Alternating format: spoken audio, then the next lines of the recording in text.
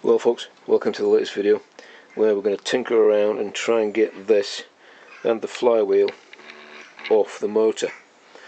Found this punch and I'm going to use a grinder to sharpen it up.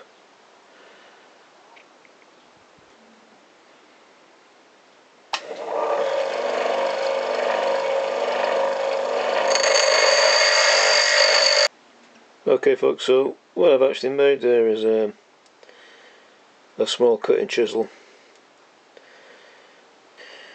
So there are three options with this top. One is to drill it out,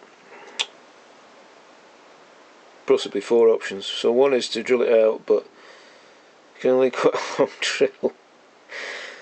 And I have a feeling that it's going to get destroyed by the top anyway. Second option is possibly an impact driver, but I don't have an extension that will go into that insert. You can't get the plumber's grips in there. So another option would be to get a diamond burr and just grind the top off that, which is possible.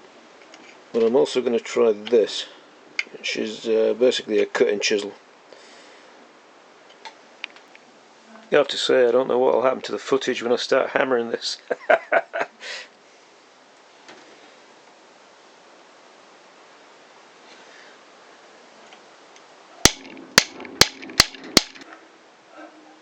You can kind of see what it's doing there. It's shearing off the head of the screw, because there's really no other way to get to it.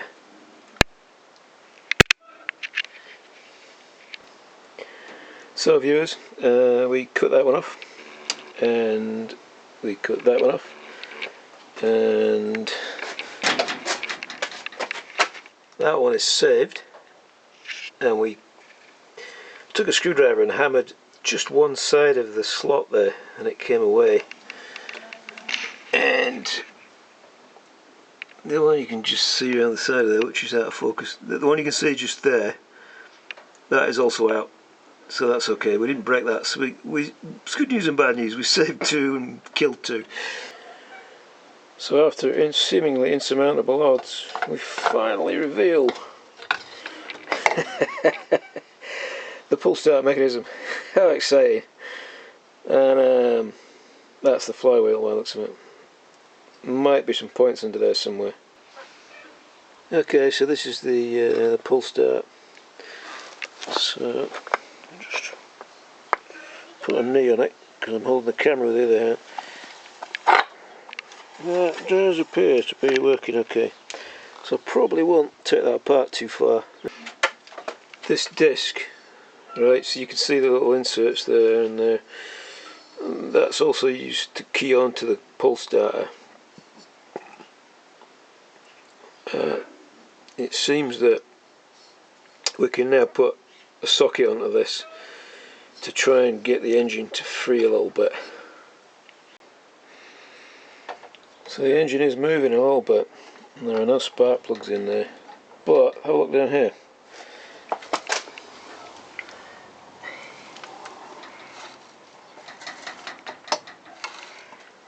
It looks like it's in gear. So it seems that if I put a long lever, let's have a look at this.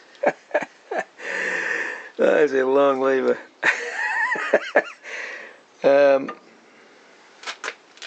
Onto here, I get a click, and I have never done it before in my life, so you have to excuse me for being ignorant. Well, that appears now to be out of gear.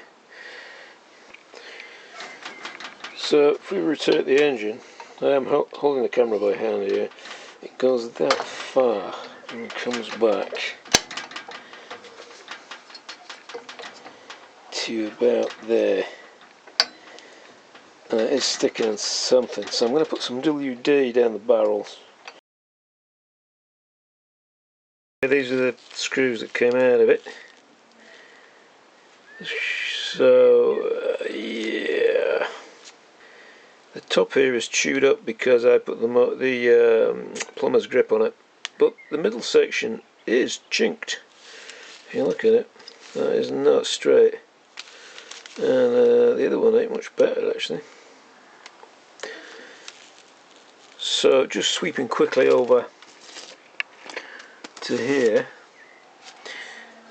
this section, normally you would expect that to be cut as wide as the screw so that it just slides through, but that is also threaded as well as the engine base where it screws into. This is a European motor, so I hope it's metric because they're easy to get hold of, and it looks like M5 to me, so I'll check that thread pitch and we'll see if we've got anything.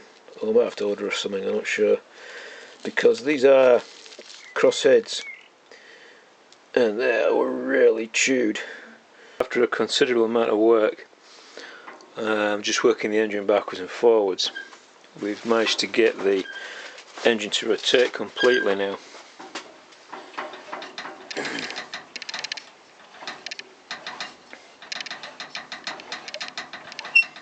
So there are a couple of stiff bits, but it is getting less and less stiff. So there's a good chance we'll get this started then now, because it doesn't seem like there's anything broken inside it, which is kind of what I thought. So I'm not sure if we need to take this plate off or not. This facilitates the pole starter. On a lot of engines, the points are actually under this.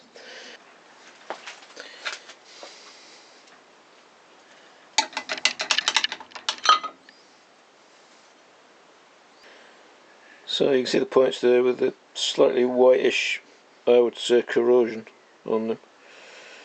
So they need taking out. So I need a way to lock this flywheel so that I can get the nut off, which is a bit of a tricky one. So I'm not very au fait with marine motors, so I don't really know how you do that. And it looks to me like the other ones are just as bad. Okay, so we found this little puller on the car boot. In fact, I found two pullers. One of them's a bit chunkier than this. But we'll give this one a try. I've never used one of these before, so we'll see how it goes. This seems to be a 15mm, but I actually think it's Imperial because it's not quite fitting my 15mm spanner.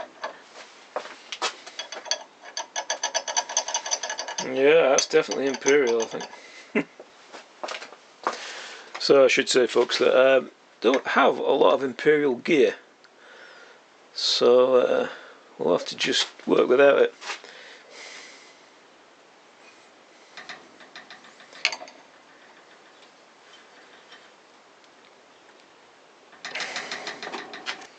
So I found this puller on the car boot, and I've just been trying to use that.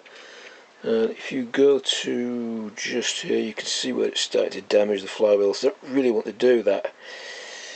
So we tried this one, but the tips of this one, I found this in the car boot at the same time as the other one I just showed you. The tips on this one are too big to fit through the slots. We've now moved to this one, which was found this in the car boot about 2 years ago, and this is actually the first time I ever used it.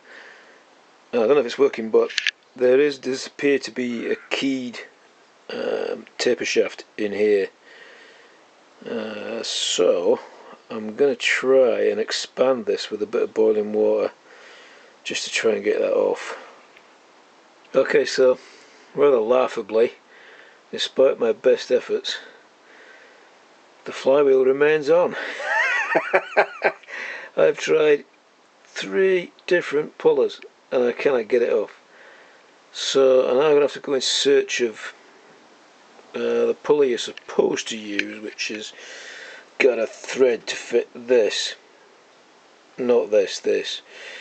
And there is a key shaft in there, so it is a taper shaft. So yeah, we're going to have to get a puller, and I might just about be able to service the points from the outside, but I don't really like the idea of that much because you can't really get them off properly and clean them.